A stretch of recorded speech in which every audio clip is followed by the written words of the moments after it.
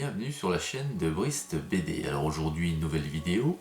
Je vais vous parler de ma dernière lecture qui est donc le tome 22 d'Orques et Gobelins. C'est celui-ci, ça s'appelle Viande morte et c'est sorti fin août. Donc il y a très peu de temps que c'est sorti. Donc c'est le tome 22, il fait suite toujours aux guerres d'Aran, comme on peut voir. Et il est donc de Olivier Perru, Eban et Santenac au dessin. Alors Santenac, c'est le dessinateur qui a fait le superbe Goldorak aux éditions, je me souviens plus, Cana je crois, de mémoire. Ah oui, c'était sorti l'année dernière, ça a cartonné bien sûr Goldorak. Et donc participation de sa part ici sur ce tome 22 de la série Orques et Gobelins. Alors, dans cet album, on va nous parler de Rehaka. Alors, attendez, non, Rehkara. J'ai un peu de mal avec les noms. Rehkara, c'est la jeune gobeline qui est ici. Et Rehkara, elle se trouve dans un camp de prisonniers qui se situe au niveau des mines de sel de Séal.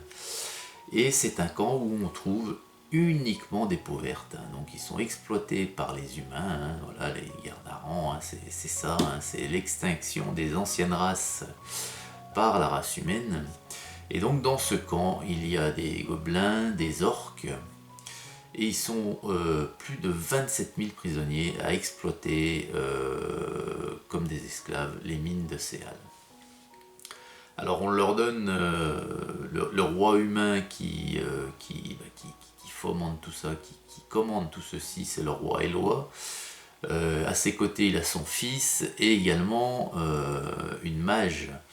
Et cette mage, grâce à ses potions qu'elle met dans la nourriture pour les esclaves, ça leur coupe toute envie de se rebeller, donc ils sont ce sont des parfaits esclaves complètement soumis. Cependant, dans la tête de certains esclaves, certains gobelins, certains orques, il y a quand même un espoir de rébellion, cette envie, cette haine envers le roi Eloi.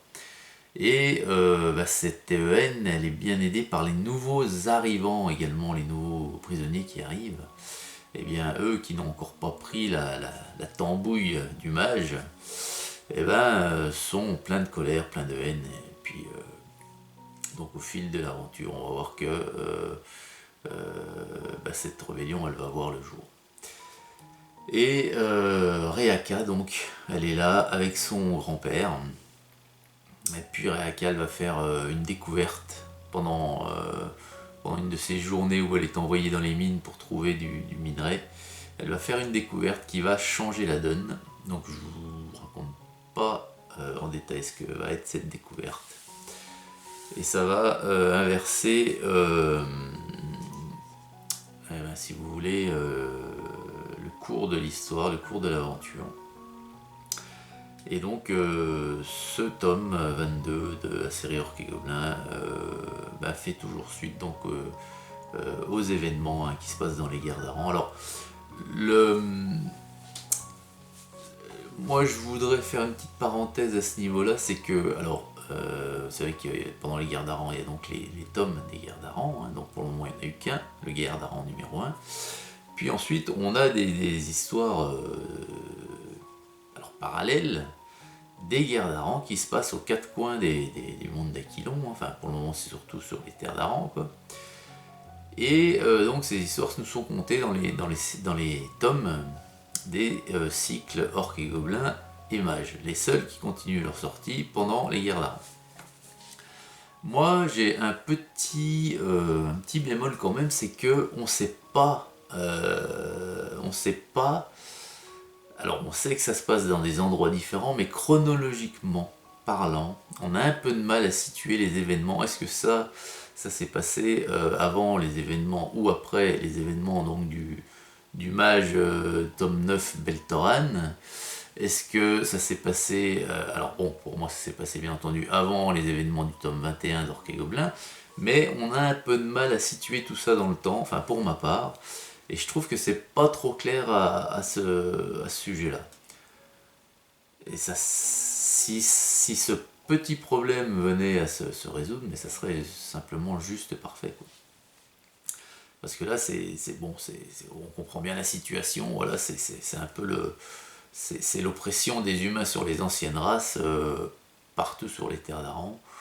Mais faudrait être plus précis quant au moment où ça se passe et prendre quelques références des événements avant, justement, pour se situer dans le temps, voilà, tout simplement. Sinon, c'est encore un tome très intéressant qui se lit très bien, hein, qui donne envie de tourner la page. Donc, pour moi, encore un excellent tome, hein, voilà. Donc ensuite, là, dans les sorties à venir sur les guerres d'Aran, on va avoir droit à un nouveau mage au mois d'octobre, qui sera suivi d'un nouveau orc et gobelin, hein. Tout ça pour fin octobre, je crois. Voilà. Mais écoutez, j'espère que cette petite présentation du tout nouveau, vraiment, il n'y a pas un mois qui est sorti, tout nouveau tome d'Orc et Gobelin vous aura plu. Je vous souhaite une excellente journée à toutes et à tous. Et puis, je vous dis à très vite pour une prochaine vidéo sur la chaîne de Brist BD. Allez, au revoir!